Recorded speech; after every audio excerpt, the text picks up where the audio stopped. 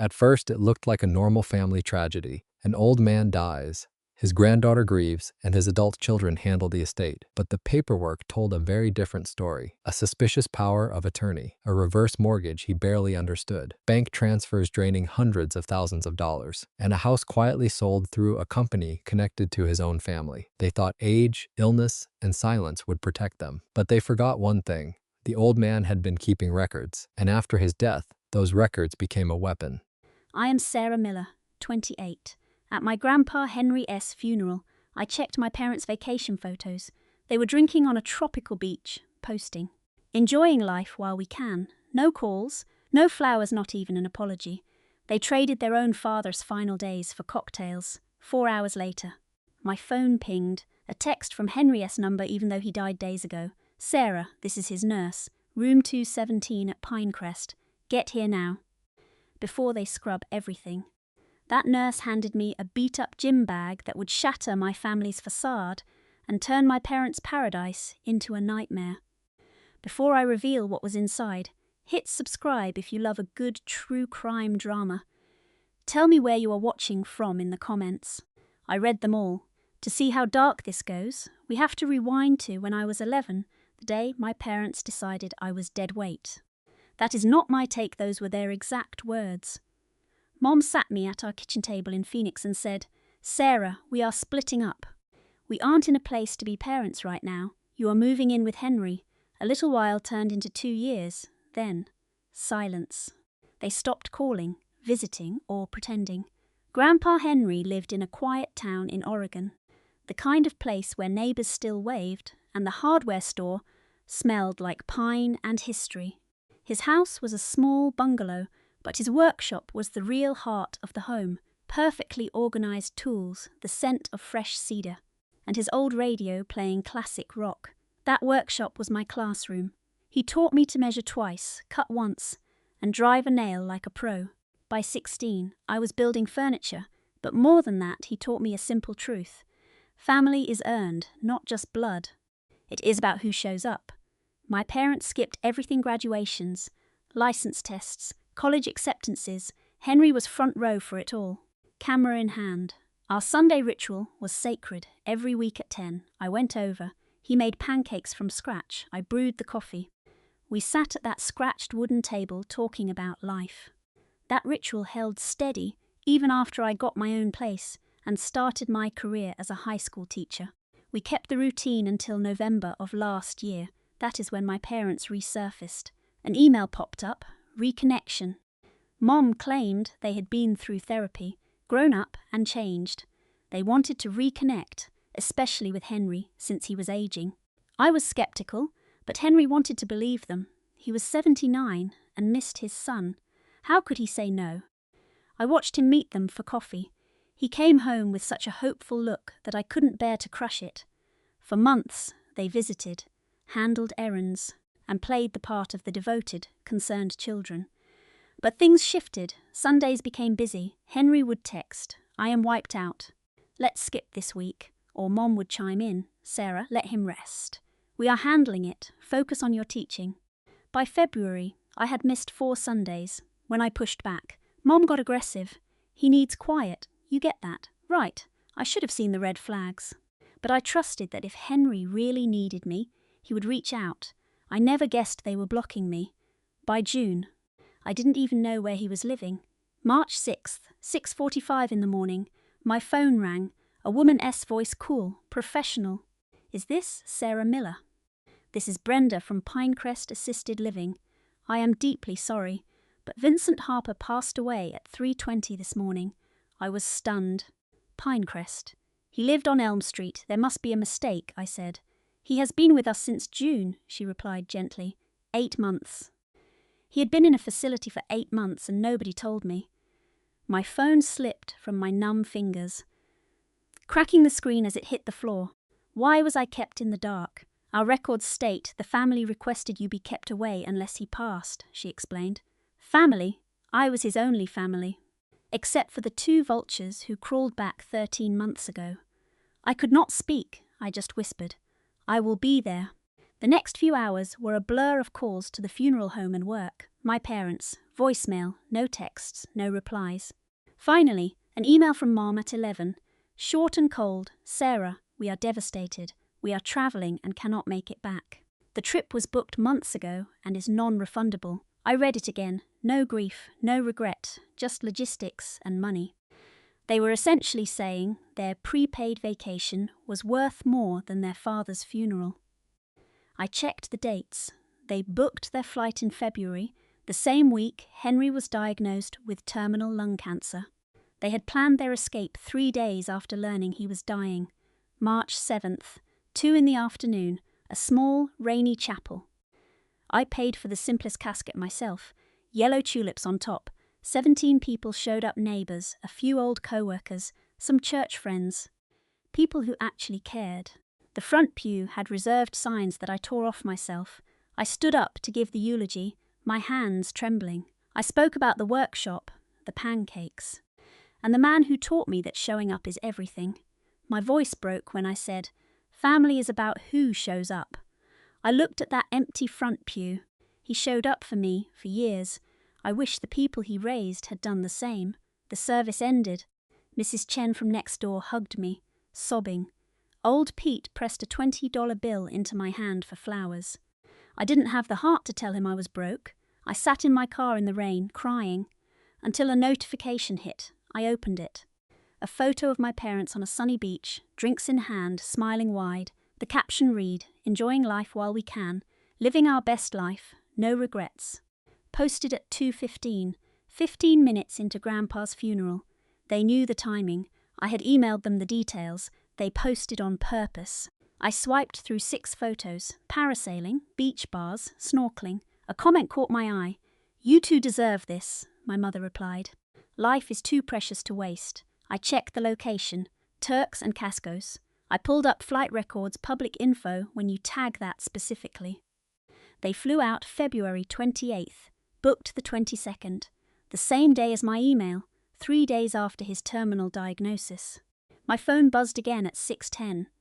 A text from Grandpa Vincent's saved contact. My heart stopped. He had been dead for 4 days. The message read, Colleen, this is Patricia, a nurse at Oakwood Manor. Your grandfather gave me your number and made me promise to call if anything happened. He left something for you in room 217. Come tonight. Your parents fly back tomorrow to scrub his digital footprint. I overheard them planning to cover their tracks. Whatever your grandfather hid, they cannot find it. Please hurry before they wipe everything, wiping tracks. My parents were hiding something huge, and Grandpa knew. I put the car in gear and punched the address into my GPS 15 minutes away. I had lived in this town forever and never heard of Oakwood. It was a 3-story brick building. The sign read, Oakwood Manor, Compassionate Senior Care. The lot was mostly empty. Visiting hours were closing. I walked through the sliding doors, the sharp scent of antiseptic mixed with dinner. Fluorescent lights flickered. A young receptionist looked up. Can I help you? I am here to see Patricia. She is expecting me. I am Colleen Anderson. Recognition clicked. You must be Colleen. Patricia said you would come. Room 217, 2nd floor. The elevator was agonizingly slow. 1, 2, ding. The doors opened to blue walls and prints. Room 217 was at the end. The door stood open. A woman near 50 in scrubs waited by the window. She turned. Colleen, I nodded. I am Patricia. Her voice matched the text, warm but exhausted. She looked like she had been crying. I am so sorry about your grandfather. He was the kindest man. The room was stripped bare. The closet hung open. A chair sat by the window. I pictured Grandpa sitting there, waiting. He talked about you every day. Patricia whispered. Every morning he asked if you had called, if you were finally coming. I was confused. Your parents told staff you were banned. What? They claimed you had mental health issues. That seeing you would upset him, and that a restraining order was coming. The director believed them. I believed them. Until 2 months ago when I found him crying. He held a photo of you, a young girl in a cap and gown. She pulled it from her pocket. My 8th grade graduation. Grandpa standing right there. Both of us grinning. I gave him that copy years ago. He kept it. He told me everything, Patricia continued. They told him you were too busy for him. Told you he needed rest and blocked your number so he could never reach you. My throat tightened. I could not breathe. He made me promise to get this to you before your parents returned. She walked to a small closet and pulled out a worn, olive canvas bag. An old army surplus tool bag. She placed it on the bed. He hid this under his pillow. Made me swear no one else would see. He said you would know what to do. I reached for the bag. My hands shaking. Patricia touched my arm. One more thing. Your grandfather lived here 8 months. Your parents visited maybe 10 times. Always together, always for less than an hour. They brought papers for him to sign. Bank forms, legal documents. He would ask me about them later. He did not understand. He would say, "Why sell my house? Colleen loves that place." Or, "Why is my savings empty?" She stared at me. I am a nurse, not a lawyer, but I have spent 2 decades in elder care. I know the signs. Financial abuse, isolation. I filed reports. But your parents had every document covered. Power of attorney, medical proxy, everything. He had cancer, I told her. The words felt like shards of glass. Stage 4, diagnosed in January. They knew. They went to his oncologist appointments. They told the staff to skip aggressive treatment, said it was pointless at his age. Did he even understand? Patricia's jaw tightened. I do not think so. He told me in February he felt weak, but they claimed it was just routine testing.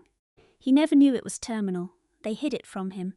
The bag sat between us, heavy with secrets. I am quitting, Patricia said. Take your time. Nobody will know you were here. She paused.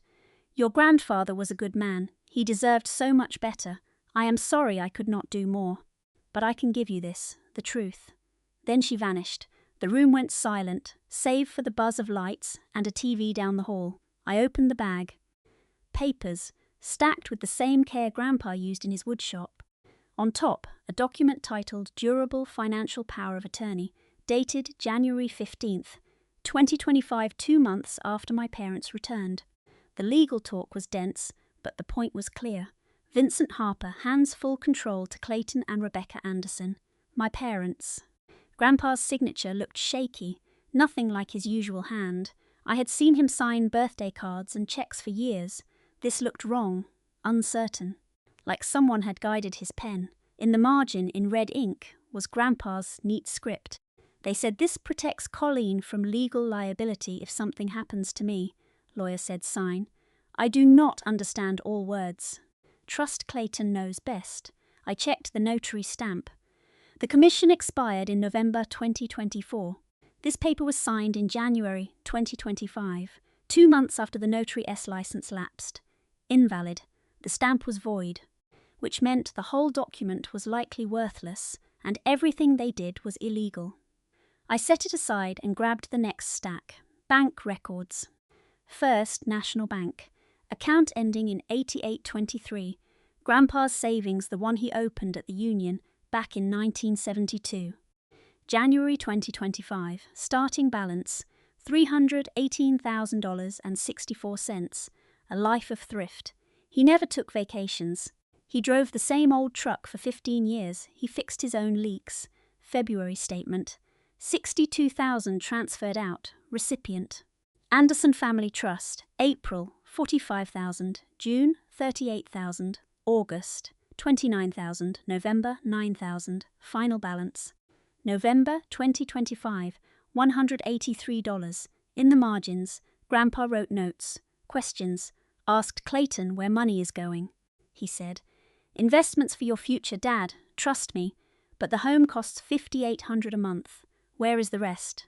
On the April statement, he wrote, called bank. They said transfers were authorized by power of attorney. I do not remember authorizing, asked Rebecca. She cried. Said I am forgetting things. Getting confused. Maybe she is right. I wanted to scream. He was not confused. They were gaslighting him, stealing his life savings while making him doubt his own mind.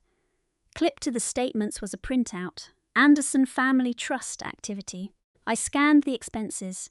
Credit card debt payoff, $156,000. New car, $68,000. Luxury trips, $38,000. House renovations, $21,000. They drained his account to cover their lives, while telling him it was for his care. Next document, a reverse mortgage. The property at 523 Oak Avenue. Loan amount, $185,000. Dated March 18th, 2025. Purpose on the application, medical bills and accessibility. Grandpa S. note in the margin. They said this pays for a wheelchair ramp and medical equipment. Why would I need a loan? Clayton called it preventive care. I signed bank papers. Confused and lost. Then I found it a loan acceleration notice dated June 30th, 2025. The borrower had left the property. Per the contract, the full $185,000 was now due. He moved into the facility June 15th. 2 weeks later, the mortgage ballooned, forcing a sale. Another document, a warranty deed from September 12th, 2025. 523 Oak Avenue sold to Heartland Residential Properties for $285,000. Seller, Vincent Harper. Via Clayton Anderson, acting on that January power of attorney. Proceeds were $285,000 minus the mortgage debt. Nearly $100,000 vanished into the Anderson Family Trust. My childhood home, the workshop, where Grandpa taught me everything, sold without him understanding, without me knowing, attached to the deed. The registration for Heartland Residential Properties. The registered agent, Rebecca Anderson. The business address was my parents' home. They sold his house to their own shell company. 3 weeks later, they sold it again to a real buyer for $312,000, a $27,000 profit. They bled that house dry. The mortgage cash, the sale, the flip. I did the math on a statement. Total loss, nearly $500,000 in 10 months. Then I saw the beneficiary form for his pension, the retirement fund he earned from 43 years as a union carpenter. Originally, it was me 100%. The new form from November 8th, 2025, named Rebecca Anderson instead. My name, crossed out, hers written in. Grandpa's signature looked shaky, uncertain, underneath the form. A handwritten letter on notebook paper dated November 10th. Sweetheart, if you read this, I failed you. They said you were too busy for estate matters. They told me Rebecca was simpler. I signed. I'm sorry. I tried calling you, but the phone didn't work. They claimed you changed your number. I should have known better. I'm leaving this bag. It's all I have, the truth. Don't let them win. I love you. The words were underlined 3 times. The pen had pressed so hard it tore the paper.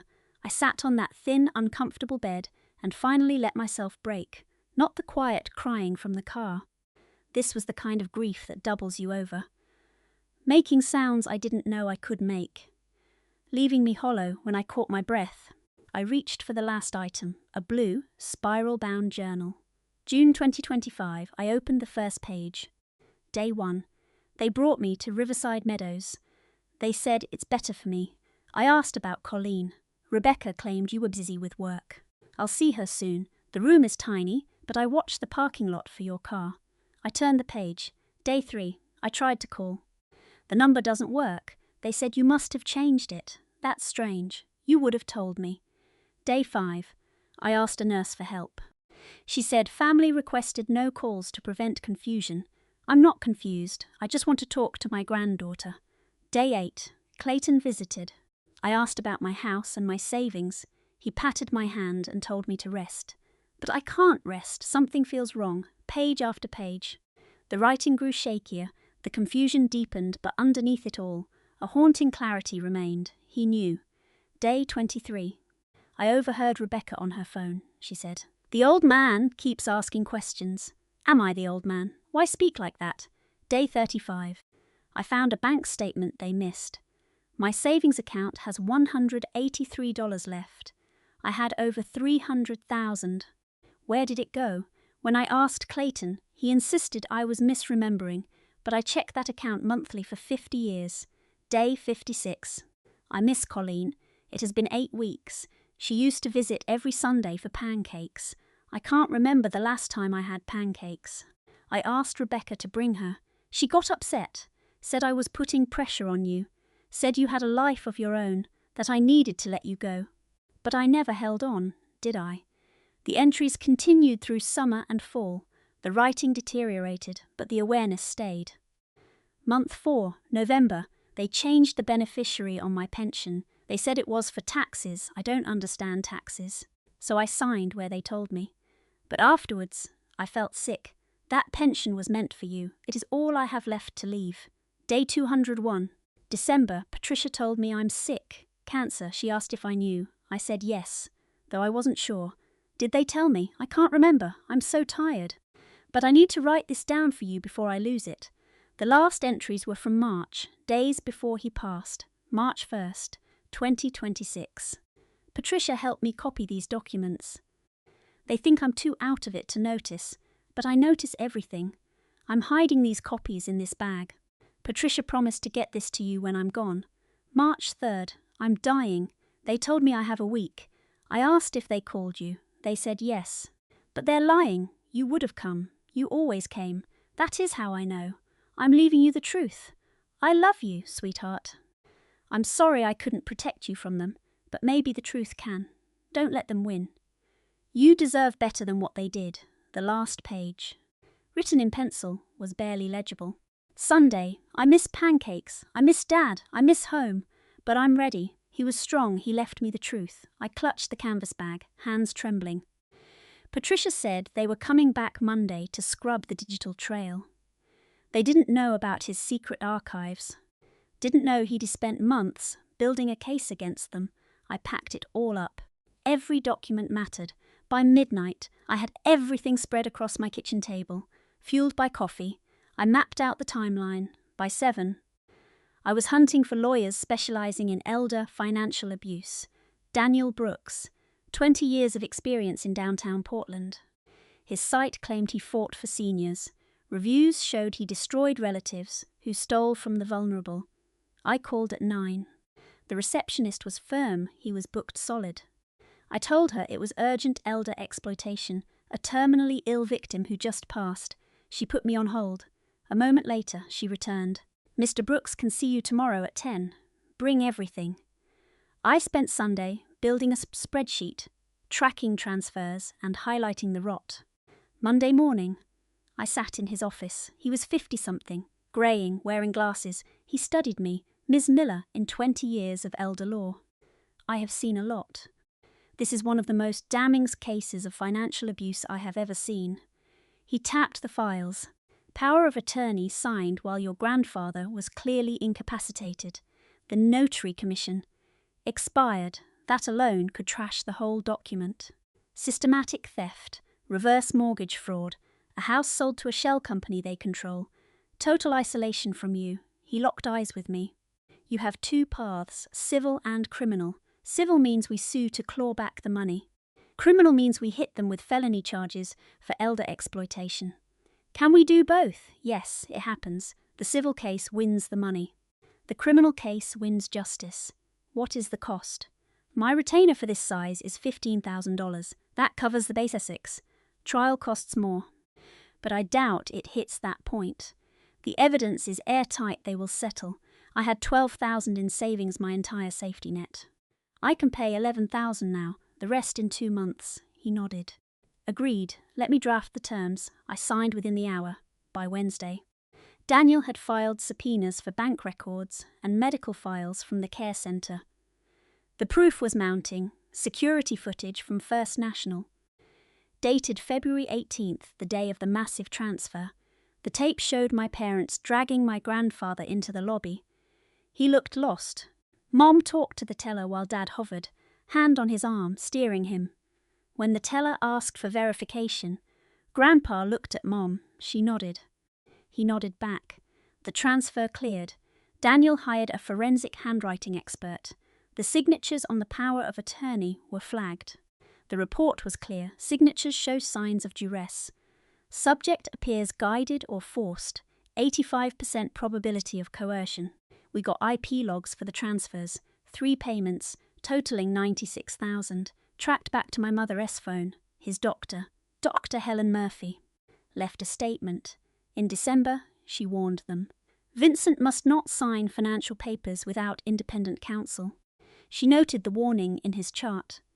By January, when the power of attorney was signed, there was no counsel, just my parents and a shady lawyer linked to other abuse cases.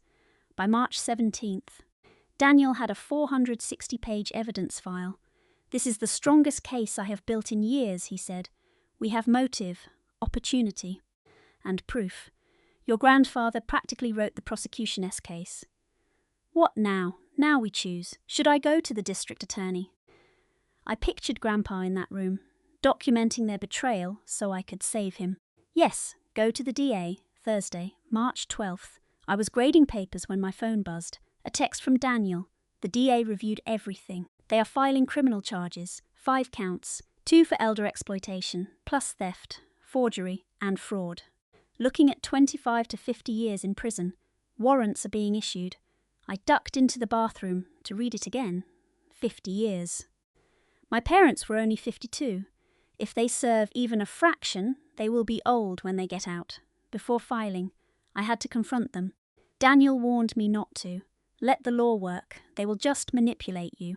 But I needed to hear it. One chance for them to own their sins.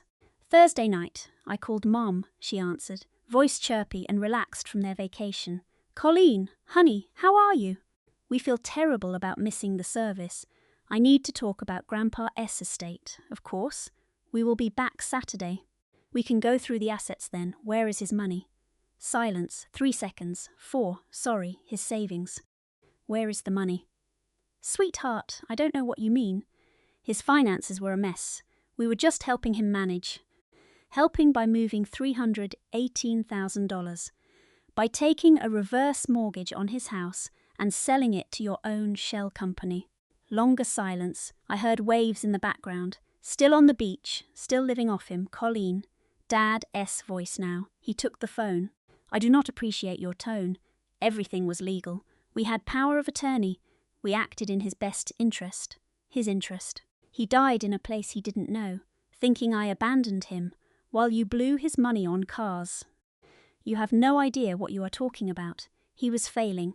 We provided support. Every move was authorized by a power of attorney with an expired notary stamp, authorized while he had no legal counsel."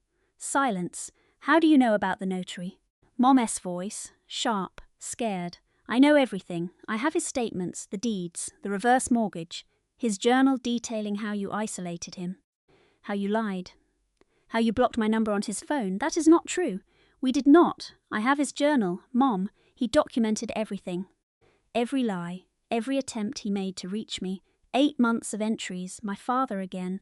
Be careful making claims you cannot prove. I have proof. The bank footage, the IP logs from your phone, records showing you blocked his cancer treatment, witness statements from his nurse, Patricia. She had no right. She had every right. He asked her to get the truth to me, and she did, the whole bag of evidence he collected. I heard them whispering, panic, urgent, Colleen. My mother S. voice sounded different. Harder. You are grieving. You are not thinking clearly, but you must be careful. Unfounded accusations carry legal consequences. Legal consequences. You want to talk about that. We are hanging up. We can discuss this with our lawyer when we get home. Good idea. My lawyer will be there. Plus the district attorney filing 5 felony charges against you. Silence, absolute silence. Even the ocean noise in the background seemed to vanish. You hired an attorney. I did. And tomorrow, warrants will be issued for exploitation, theft, and fraud. Enjoy the rest of your trip. It is likely your last one for 25 years. I hung up. 6 minutes later, an email arrived. A cease and desist from Baxter and Klein. My parents already had a lawyer. The email threatened me for harassment and interfering with the estate.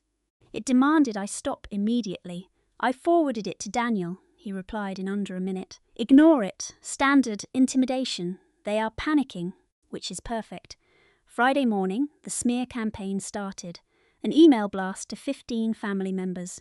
All from Mom's account. Subject: concerned about Colleen. Body, family. It is with a heavy heart that we share Colleen is struggling after Dad S. passing. She is making concerning claims about us handling Dad's finances. We spoke to her doctors, and they believe she is having a grief-induced crisis.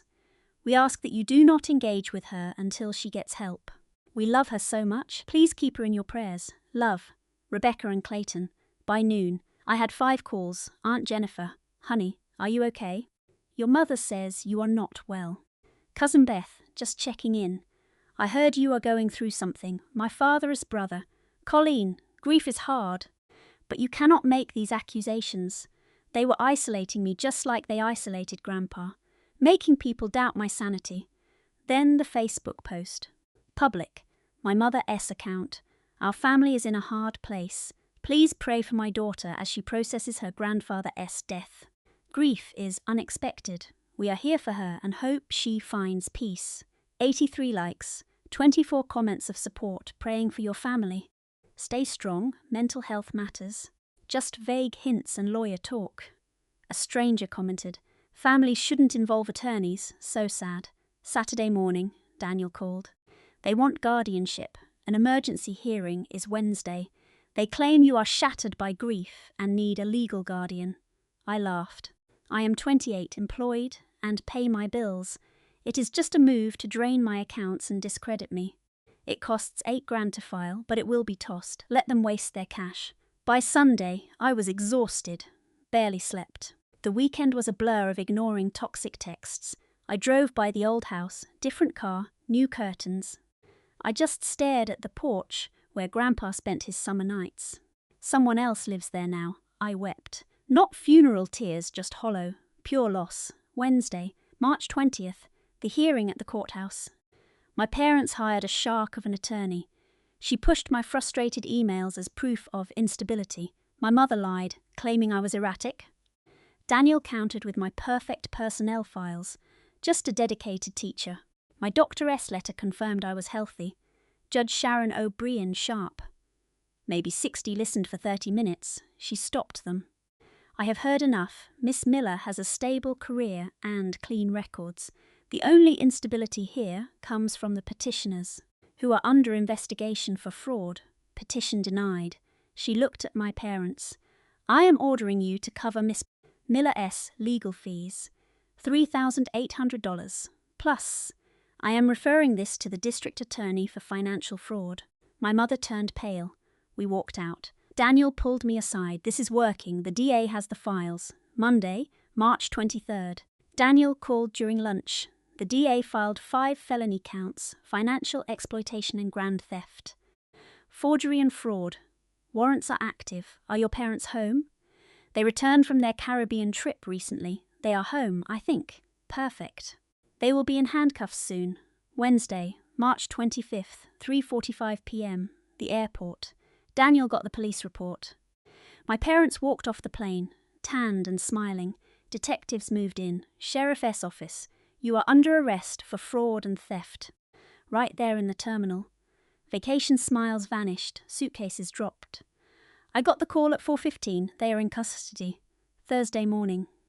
I sat in the gallery. My parents wore orange jumpsuits. My mother was sobbing. My father looked murderous. The charges were read: financial exploitation, grand theft, each carries 10 years max. Forgery and fraud, 5 years each. They pled not guilty. Bail was set at $50,000 each, $100,000 total. Passports surrendered. Travel restricted to the state. Their bank accounts were frozen. They couldn't touch a cent of their stolen loot. By 5 p.m., they posted bail using credit card advances. The only money they had left, free but trapped. Friday, March 27th. The preliminary hearing is set for May 15th. Daniel thinks they will take a plea deal. Their lawyer will approach the DA soon. Best case, guilty to exploitation. Drop the rest, minimal time. But heavy fines. Worst case, 25 years and total ruin. Honestly, they pay back every cent. $465,000 plus interest. They will be paying for decades. Saturday, March 28th. I got a call from Mrs. Walsh, a lawyer.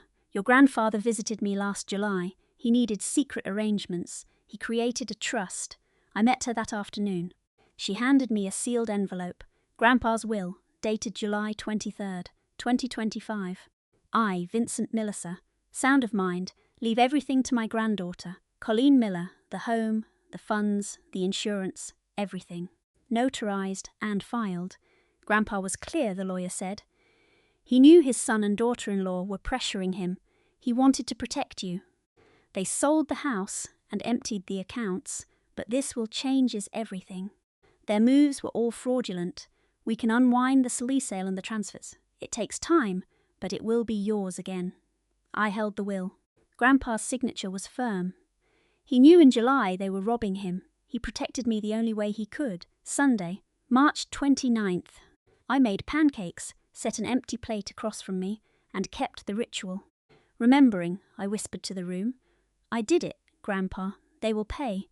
Maybe not with prison, but with their money and their peace. The apartment was quiet. Monday, March 30th, Daniel called. The DA has a plea offer. Guilty on 2 counts, 5 years probation, no prison. But nearly $500,000 in restitution. No prison time. It is their opening bid. The DA hasn't accepted. We could push for time, but the restitution will ruin them. $500,000. Their wages will be garnished for 26 years. I thought about Grandpa building this case out of love. He wanted justice, but mostly he wanted me to have peace. Tuesday, March 31st, 3 weeks since he passed. I looked at my students' artwork and felt grounded. Normal life was still here. My phone buzzed. Daniel. The parents proposed the deal. Guilty, probation, restitution. The DA wants my input. Prison. Watching them rot, destroying them as they destroyed Grandpa. No, that is not what he would have wanted. He wanted truth, not revenge. I texted back. I trust the process. The plea is set. Probation and full restitution. I told them I would be at the hearing. I drove to the old house on Miller Street. Kids were playing in the yard. Honestly, that was fine. It felt right. The fraud will be undone. I get the money, but I won't live there. Too many memories. Maybe a new family is better. My phone buzzed. A text from Patricia at the care home. She heard the news. She mentioned my grandfather would be proud. I saved her number, thanking her for keeping her promise. I drove to the nursing home, walking straight to room 217. A stranger lived there now. Standing in the hallway, I whispered to the empty air. I finished it. Grandpa? They won't hurt anyone else, and they cannot take what you left me. Martha stepped out with a sad smile. She knew I would return. She told me he knew the truth, wherever he is now. We stood there, connected by a man who fought for my future until the very end. He trusted her with his secret. I thanked her for her kindness in those final months. With 20 years of nursing experience, she still said he was unforgettable. She recalled the hope in his voice and his journals. He loved me deeply. He needed to ensure I knew the truth. He was never confused about his love for me. The sun set as I drove home to grade papers and plan lessons. Life felt strange, yet calm. Reading his final entry again, I knew he was right. It was finally finished. The legal wins was coming, but the real victory was knowing his love never faltered. He spent his last days fighting for me. They stole his fortune and his estate, but never his spirit. My name is Elena. I am 28, 3 weeks ago. I buried him alone while my parents were away on vacation. Today, they are facing total ruin and criminal charges. The money will take years to recover, and the house is gone. But I have something they can never touch. I have the truth. My grandfather left me a map. They thought they could silence an old man with failing memory, but they were dead wrong. He didn't need strength or status. He just needed patience to leave a trail for the one person who loved him. That trail led here to the end of March. 2026. Legal fights take time, but I am not trapped in that waiting room anymore. I am holding his journal, knowing we won this together. This isn't about revenge. It is about a love that persists past the grave. They tried to erase our years together. They failed. Sunday morning, I will make pancakes again. I will sit at my table and remember, they took everything else, but they could not touch this. Knowing I was loved for 17 years is worth more than $465,000. It is March 31st, 2026. A new chapter starts today. I am carrying Grandpa forward through my lessons and the life I lead. This story ends with me moving forward, instead of letting their betrayal poison my future. They tried to bury the truth with him, but he buried them with it instead. I am still here, still teaching, still moving forward. That is the real victory. My name is Elena, and I am proud of who I am. I show up. I keep my word. They showed me what a family should never be. But Grandpa showed me what it really means. I know which lesson I am keeping